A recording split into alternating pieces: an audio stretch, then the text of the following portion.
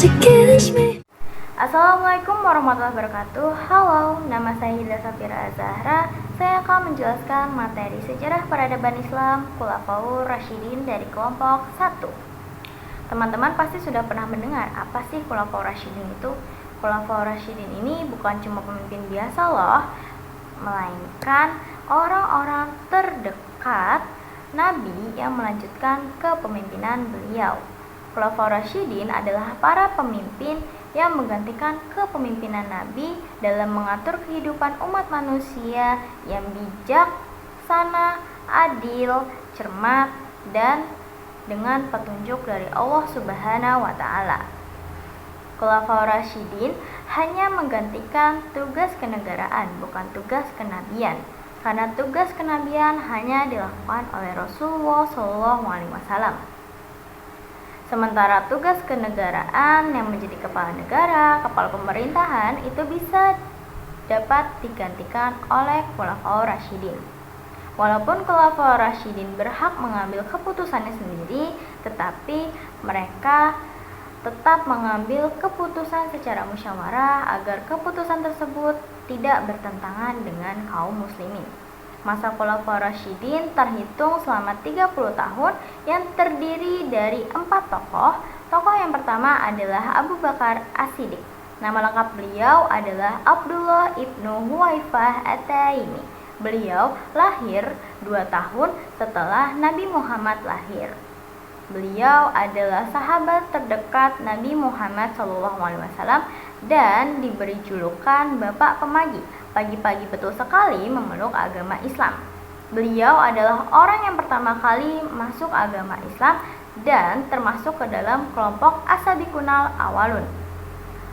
Abu Bakar As-Siddiq terpilih menjadi khalifah karena hasil diskusi antara kaum Muhajirin dan kaum Ansor atas pendapat Umar bin Khattab dengan alasan bahwa Abu Bakar ini adalah orang kepercayaan Nabi Muhammad SAW.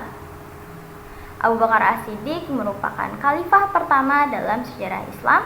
Masa pemerintahannya dari tahun 11 Hijriah sampai 13 Hijriah atau 632 Masehi sampai 634 Masehi, sekitaran 2 tahunan. Kebijakan-kebijakan yang dilakukan Abu Bakar As-Siddiq pada masa kepemerintahannya, yang pertama ada kebijakan keuangan dan sosial. Kebijakan ini dilakukan untuk memberantas kemiskinan dan ketimpangan sosial melalui zakat, sedekah, dan wakaf. Yang kedua ada pemberantasan kaum ridah. Sejak diangkatnya Abu Bakar As-Siddiq menjadi khalifah, banyak sekali kelompok-kelompok yang menentang ajaran agama Islam. Dan banyak juga yang muncul nabi-nabi palsu dalam kelompok tersebut. Dengan kebijaksanaannya, Abu Bakar As-Siddiq memberikan peringatan pada kelompok tersebut bahwa jika mereka kembali ke jalan yang benar, maka mereka akan diampuni. Dan jika mereka tetap membangkang, maka jalan yang diambil adalah peperangan. Dan terjadilah peperangan antara perang Riddah dan Abu Bakar As-Siddiq yang dimenangkan oleh Abu Bakar As-Siddiq. Yang ketiga adalah memfungsikan Baitul Mal. Baitul Mal sudah ada sejak zaman Nabi, yang berfungsi sebagai tempat penyimpanan keuangan yang dikelola dengan ketentuan syariat. Dalam pengelolaannya ini tidak boleh ada penyimpangan. Yang keempat adalah mengumpulkan ayat-ayat Al-Quran menjadi satu kesatuan utuh atau satu mushaf. Ide ini tadinya hanya ada dalam pemikiran Abu Bakar As-Siddiq, tetapi melihat banyaknya hafiz-hafiz Quran yang gugur dalam perang Yamamah atau perang Riddah tadi, Abu Bakar As-Siddiq akhirnya memiliki keinginan penuh untuk mengumpulkan ayat-ayat Al-Quran menjadi satu, yang dipimpin oleh Zaid bin Sabit. Berkat kepemimpinannya, ayat-ayat Al-Quran berhasil dikumpulkan menjadi satu kesatuan utuh atau satu mushaf. Pada tahun 13 Hijriah, berusia 63 tahun, Abu Bakar As-Siddiq wafat dan dimakamkan di kamar Aisyah dekat makam Nabi Muhammad SAW. Wassalamualaikum warahmatullahi wabarakatuh.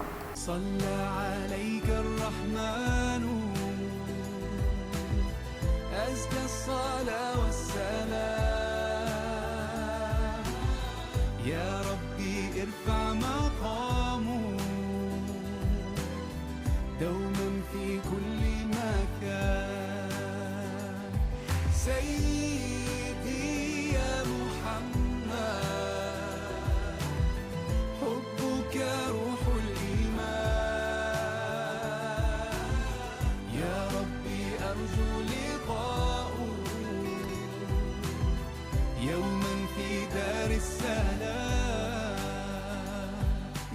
حبيبي حبيبي يا محمد صلى عليك الرحمن حبك في كل مكان يا حبيبي حبيبي يا محمد يا خير صلى عليك الرحمن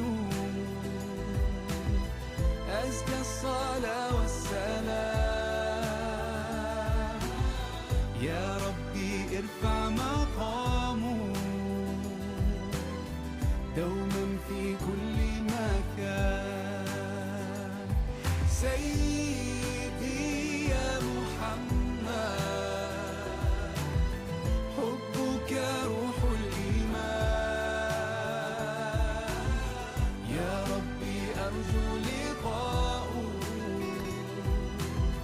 يوما في دار السلام يا حبيبي حبيبي يا محمد صلى عليك الرحمن حبك في كل مكان يا حبيبي حبيبي يا محمد يا خير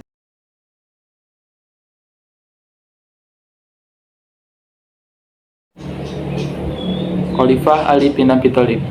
Ali bin Abi Thalib bin Abdul Muthalib bin Hashim bin Abdi Manaf Quraisy al-Hashim dilahirkan di Mekah, daerah Hijaz, Jazirah Arab pada tanggal 13 Rajab 600 Masehi. Ia merupakan sepupu sekaligus menantu Rasulullah karena menikahi Fatimah Az-Zahra. Ali termasuk orang pertama yang masuk Islam sejak kecil dan dikenal sebagai sosok pemberani, cerdas, serta bijaksana. Rasulullah bahkan pernah bersabda, "Aku adalah kota ilmu dan Ali adalah pintunya." Ali menghadapi banyak tantangan termasuk perang Jamal melawan pasukan Aisyah, Tolhah, dan Jubair, serta perang Siffin melawan Muawiyah bin Abi Sufyan. Konflik ini berujung pada munculnya kelompok Khawarij yang kemudian menjadi ancaman bagi pemerintahannya. Ali wafat setelah diserang oleh Abdurrahman bin Muljam, seorang anggota Khawarij, saat sholat subuh di Masjid Kufah. 2 hari setelah serangan itu, ia meninggal dunia dan dimakamkan di Najaf, Irak. Ali dikenal sebagai pemimpin yang adil dan berpegang teguh pada prinsip kebenaran, meskipun harus menghadapi berbagai fitnah dan perpecahan dalam umat Islam.